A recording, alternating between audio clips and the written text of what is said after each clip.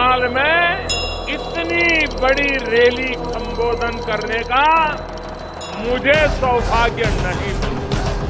Modi, mobile और महारैली की mystery. आज लखनऊ में प्रधानमंत्री नरेंद्र मोदी की महापरिवर्तन रैली हुई। दावा है कि इसमें 10 लाख लोगों ने हिस्सा लिया। भीड़ इतनी कि प्रधानमंत्री नरेंद्र मोदी गदगद हो गए। मोदी ने कहा कि उन्होंने जीवन में इतनी बड़ी रैली कभी संबोधित नहीं की। रैली कैसे बनी महारैली? जनमन विशेष, मोदी, मोबाइल और महारैली। विशाल संख्या में पधारे हुए मेरे प्यारे भाइयों और बहनों,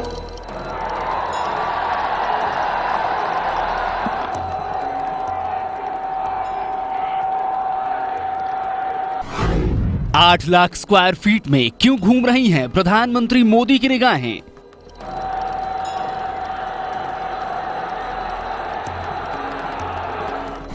अस्सी एकड़ में जमा लाखों लोगों के बीच क्या खोज रही हैं प्रधानमंत्री मोदी की आंखें? प्रधानमंत्री के मौन से मैदान के रेखा गणित का क्या रिश्ता है? बस कुछ ही देर में बताएंगे आपको।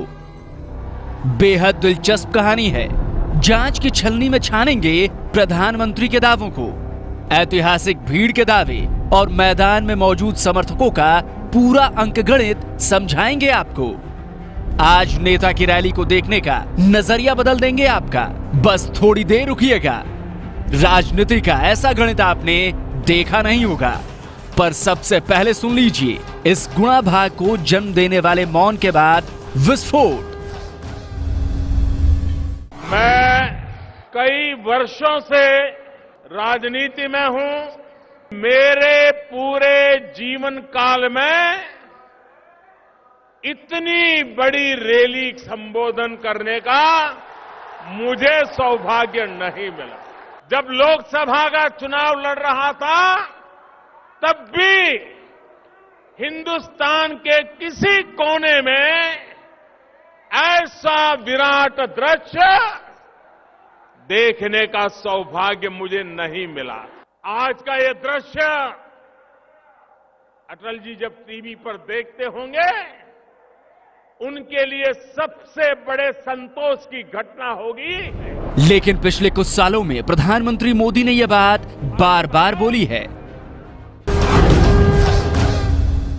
ऐसा दृश्य मैंने उदयपुर में पहली बार देखा।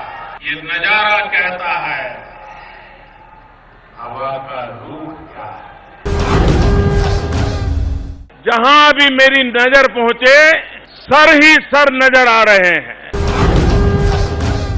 चारों तरफ लोग ही लोग नजर आ रहे थे, मानो जैसे जन समंदर हो। चारों तरफ मैं जो जन सैलाब देख रहा हूं, इतने बड़ी विशाल रैली में आए हुए अरुणाचल के मेरे प्यारे भाइयों और बहनों, इतनी बड़ी तादाद में। प्रधानमंत्री बनने के बाद विधानसभा चुनावों के दौरान भीड़ को लेकर बड़े बड़े दावे किए गए। जब लोकसभा का चुनाव चल रहे थे, इतनी भीड़ नहीं आती थी जितनी भीड़ ये विधानसभा के चुनाव में आ रहे हैं। जहां नजर करो लोग ही लोग हैं। ये दृश्य बड़ा गजब का दृश्य है। ये जन सैलाब दिखा रहा है कि मुझे रोकने के पीछे कारण क्या था। ऐसे में रैली में भीड़ का ये दावा सच है कि जुमला, ये पता चलना जरूरी है। आपको ये खबर सब दिखाएंगे, मोदी का ये बयान भी सुनवाएंगे, लेकिन इसके पीछे की बात केवल एबीपी न्यूज बताएगा। भीड़ को लेकर के दावे, भीड़ की तस्वीर और भीड़ को लेकर खुशी तो आप देख चुके हैं। अब समझिए इस भीड़ का भूगोल। लखनऊ का रमाबाई आंबेडकर मैदान 80 एकड़ में फैला है।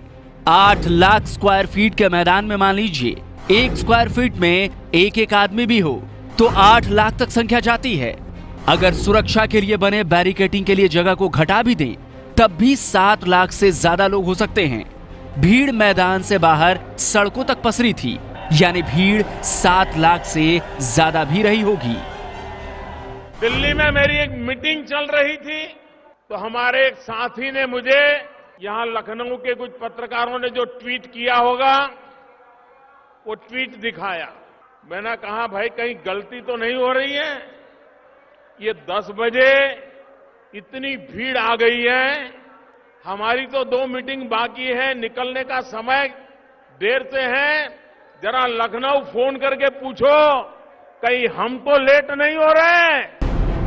उत्तर प्रदेश में बीजेपी के 71 सांसद हैं। हर संसदीय क्षेत्र में करीब 5 विधानसभाएं होती हैं। बीजेपी ने हर सांसद को अपने संसदीय क्षेत्र के 5 विधानसभा में से सिर्फ 1 विधानसभा से भीड़ लाने की जिम्मेदारी दी थी। बाकी 4 विधानसभा से लोगों को जुटाने का काम संगठन ने अपने पास रखा। यूपी में 1,76,000 बूथ हैं और हर बूथ से 15-15 बूथ सदस्यों को बुलाकर उन्हें 50-50 लोगों को लेकर आने के लिए कहा गया था। यानी बीजेपी बड़े लक्ष्य के साथ मैदान में उतरी थी। 2 दिन पहले ही लखनऊ में कार्यकर्ताओं का आना शुरू हो गया था। उनके रुकने के लिए होटल, रेस्ट हाउस और स्कूलों में इंतजाम किया गया था। मैनेज नहीं किया गया है, ये मैं खुद अपने आप कैसे मैं खुद आया हूँ, मैं कार्यकर्ता हूँ भाजपा अल्पसंख्यक मोर्चे का। मोदी जी का जहाँ तक की मसला है, हर कौम सुनना चाहती है अटल जी के बाद। ये रैली को सफल बनाने के लिए पहली बार बूथ स्तर पर प्रयास किया गया है। जैसे चुनाव में काम होता है वोट के दिन, वो इस रैली के लिए काम किया गया। प्रयास ये था कि कम से कम 50 कार्यकर्ता एक बूथ से जरूर उत्तर प्रदेश का यहाँ पर प्रतिनिधि स्वरूप में आए। बताया जा रहा है कि 14,000 बसें पहुंची थीं।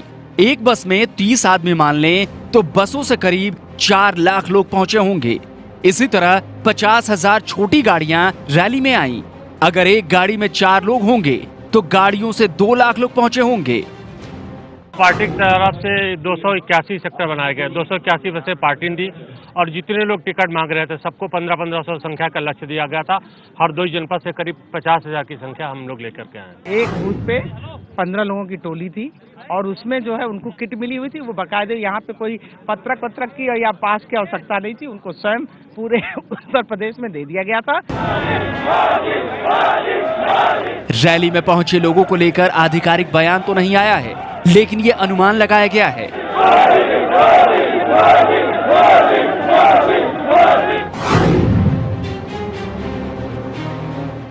ना तो चुनाव का ऐलान हुआ, न बीजेपी ने अब तक प्रत्याशियों के नामों की घोषणा ही की है। ऐसे में माना यह भी जा रहा है कि ये रैली टिकट पाने वालों के लिए शक्ति प्रदर्शन की तरह था। हर विधानसभा सीट के टिकट के दावेदार इस रैली में अपने समर्थकों के साथ पहुंचे हुए थे। करीब एक संभावित प्रत्याशी 20 छोटी गाड़ियां लेकर के पहुंचा हुआ था।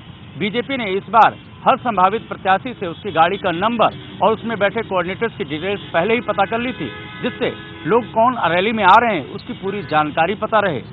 संगठन से लेकर सरकार में मौजूद सांसदों तक हर किसी के समर्थक रैली में आए। नतीजा ये हुआ कि बीजेपी अब जीत का दावा कर रही है। उत्तर प्रदेश का चुनाव किस दिशा में जाएगा उसका हिसाब किताब जो लगा रहे हैं, ये रैली देखने के बाद अब किसी को मेहनत नहीं करनी पड़ेगी। हालांकि भीड़ जीत का पैमाना होती तो बिहार से लेकर के दिल्ली तक प्रधानमंत्री नरेंद्र मोदी की रैलियों में भारी भीड़ रही, लेकिन ये भीड़ बीजेपी को चुनाव में जीत नहीं दिला पाई। फिर भी यूपी विधानसभा चुनाव के ऐलान से पहले ये भीड़ वाली रैली बीजेपी के कार्यकर्ताओं में जोश भर देगी। बीजेपी के प्रति रैली में मौजूद लोगों का जोश दिखाने के लिए पिछले कुछ दिनों से मोबाइल का सहारा लिया जा रहा है। नेता मोबाइल की लाइट जलवाकर मोदी का समर्थन नापते हैं। लाइट लगा करके आदरणीय प्रधानमंत्री जी का आभार प्रकट करें। एक बार लाइट मोबाइल निकालिए, सब अपना इधर से भी निकालिए मोबाइल। हालांकि दिन के उजाले में जैसे मोबाइल की रोशनी नहीं दिखाई पड़ती, वैसे ही रैली की भीड़ में जीत का मतदाता साफ नहीं होता। लखनऊ से उमेश पाठक की रिपोर्ट। चारों तरफ से एक बार जोरों से भारत माता की